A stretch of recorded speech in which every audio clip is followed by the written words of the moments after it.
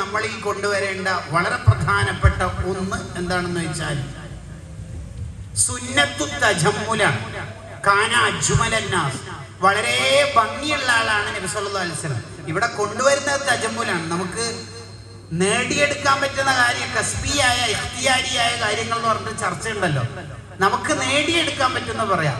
നബി സല്ലല്ലാഹു അലൈഹി വസല്ലം തങ്ങളാണ് ലോകത്തെ ഏറ്റവും സൗന്ദര്യമുള്ള ആൾ. യൂസുഫ് നബിക്കാണ് സൗന്ദര്യത്തിന്റെ പകുതി നമ്മൾ കേൾക്കാറുണ്ട്. അതിന്റെ അർത്ഥം ബാക്കി പകുതി തങ്ങൾക്ക് കൊടുത്തു എന്നല്ല. അപ്പൊ മനുഷ്യന്മാർക്കൊക്കെ ഉള്ള സൗന്ദര്യം ബാക്കിയുള്ളവർക്ക്.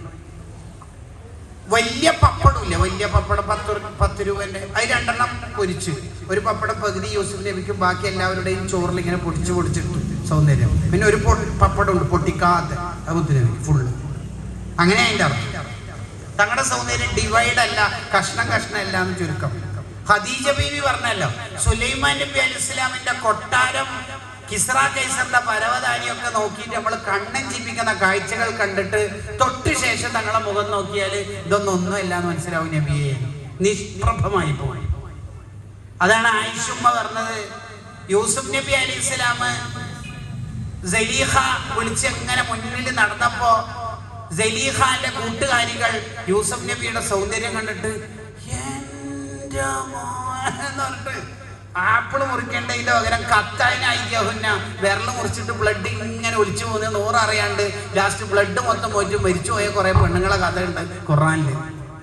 നബി സല്ലല്ലാഹു അലൈഹി വസല്ലം തങ്ങളുടെ സൗന്ദര്യം എങ്ങാനും ആരെങ്കിലും കണ്ടാല് അവര് ഹൃദയത്തിൽ തന്നെ കത്തി കുത്തി തൂർക്കന്നെ മനസ്സിലാവില്ല. എന്തൊരു അവരെന്നെ പറയും. പിന്നെ തങ്ങളുടെ സൗന്ദര്യം എല്ലാരും കാണൂല. സഹാബിമാരെന്നെ മുഴുവൻ കണ്ടിട്ടുമില്ല. തങ്ങൾ ആരാണെന്ന് ശരിക്കും നമുക്ക് മനസ്സിലാവോ? അയൽ വറ ഫഹ്മു മഅനാഹു, തങ്ങളുടെ ഹഖീഖത്തായിരിക്കാം മനസ്സിലാവുക. അതുകൊണ്ടല്ലേ മങ്കൂസ് മൗലിദിൽ പറഞ്ഞില്ലേ, സുബ്ഹാനല്ലദി അത്ലാ ഫീ ശഹരി റബീഉൽ അവ്വൽ ഖമറ നബിയുൽ ഹുദാ വഅൗജദ നൂറഹു ഖബല ഖൽഖിൽ ആലം വസമ്മാഹു മുഹമ്മദാ സ്വല്ലല്ലാഹു അലൈഹി വസല്ലം. തങ്ങൾ ജനിക്കുന്നതിന് മുമ്പ് സൗന്ദര്യ മത്സരത്തിൽ ആദ്യ 2 സ്ഥാനം വാങ്ങല്, സാഹിത്യോത്സവിലൊക്കെ മലപ്പുറം വെസ്റ്റ് ഈസ്റ്റ് പോലെ ആദ്യം 1-2 സ്ഥാനം വാങ്ങലെന്നെ ആരാന്ന് വെച്ചാൽ ഖമർ എന്ന ചന്ദ്രനും ഫർഖദ് എന്ന് പറയുന്ന നക്ഷത്രമാണ്. എപ്പോ ഓർക്കന്നെ ഫസ്റ്റും സെക്കൻഡും. തങ്ങൾ ജനിച്ചപ്പോ സംഭവിച്ചത് അഹ്ജല ഖമറം വ ഫർഖദ, ഓർ മത്സരത്തിൽ നിന്ന് തോറ്റു എന്നല്ല അതിന്റെ അർത്ഥം, മത്സരത്തിൽ നിന്ന് പിന്മാറി, നടക്കൂല.